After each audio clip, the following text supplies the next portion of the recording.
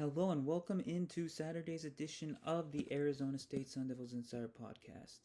I'm so grateful to be joining you once again today as your host of the Sun Devils Insider Podcast, and we have a lot to go over in today's show.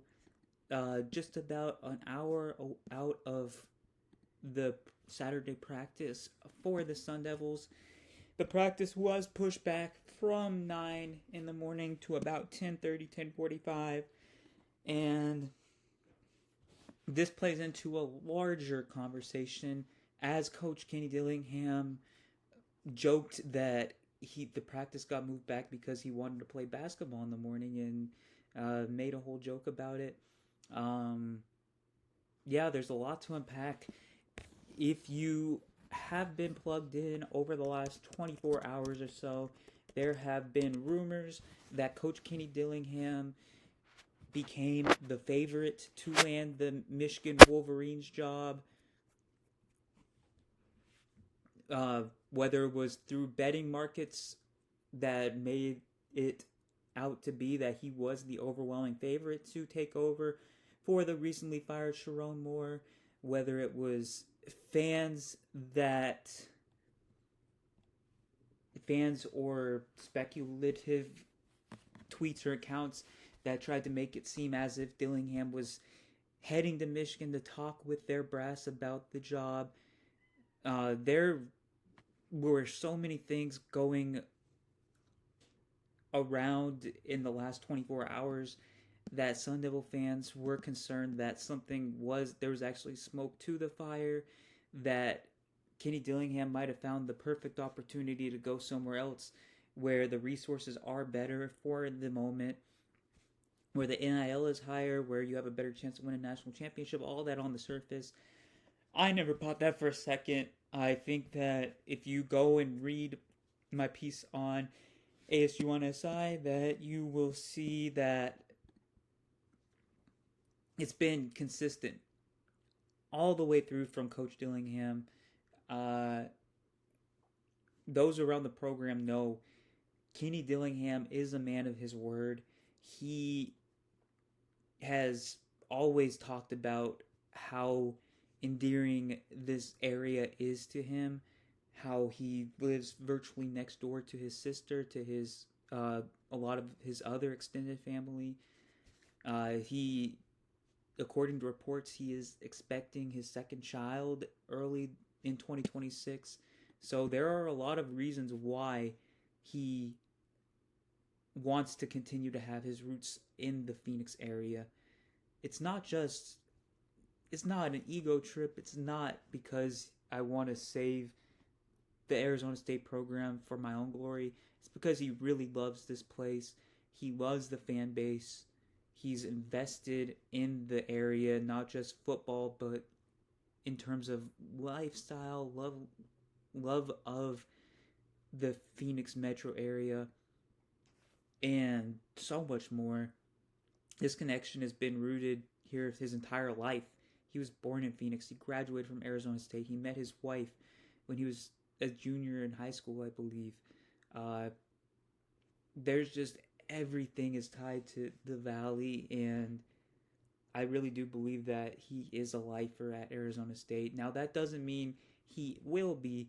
It's easier said than done when you're in a situation like that, and I really wanted to talk about that for a minute because you can have the right intention. Your heart can be in the right place. Not everybody is a Lane Kiffin, but when an opportunity such as a Michigan or an Alabama or an Oregon presents itself, it's very, very difficult to say no. And until you individually are put in the shoes of somebody that has to make a decision like that, it's really hard to justify going after a coach or even a player for that matter for really considering what's best for their career, what's best for their life. Uh, it's no secret. Arizona State still has a ways to go in this arms race.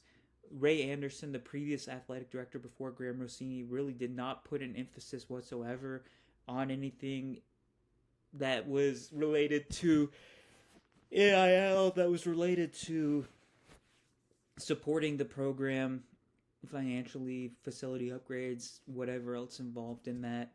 And that hurt them for a while.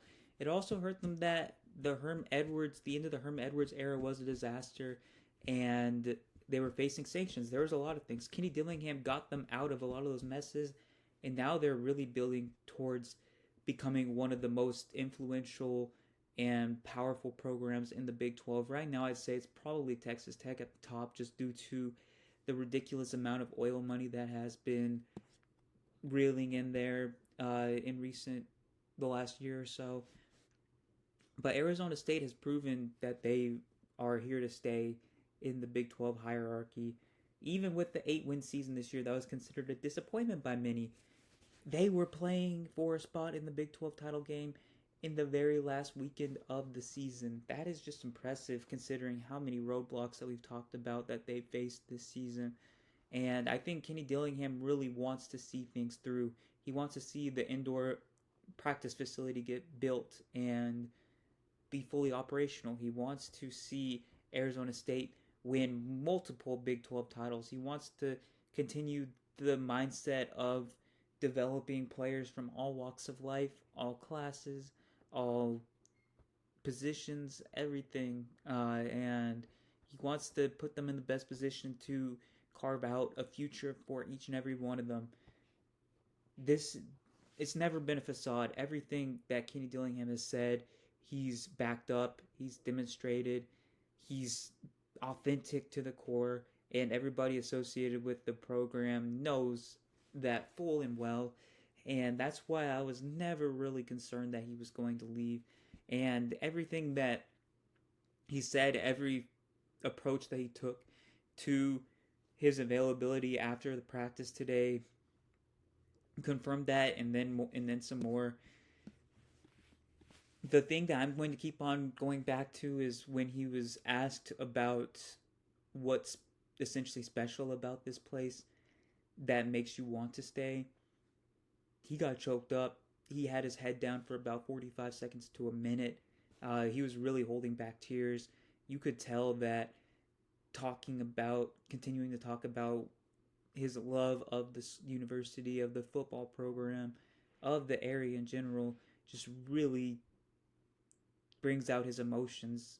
And I don't think that somebody that was going to jump ship would be reflective in that sort of way, at least usually.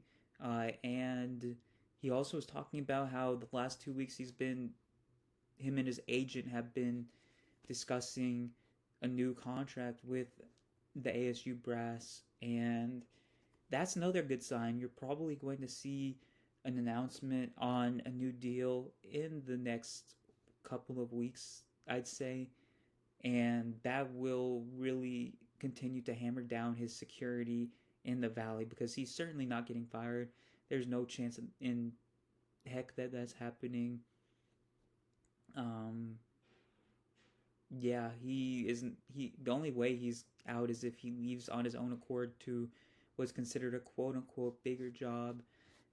Otherwise, he is firmly entrenched with Arizona State, and Arizona State fans should feel very, very confident, especially with an impending commitment from another quarterback in Weston Nielsen, who is about to commit.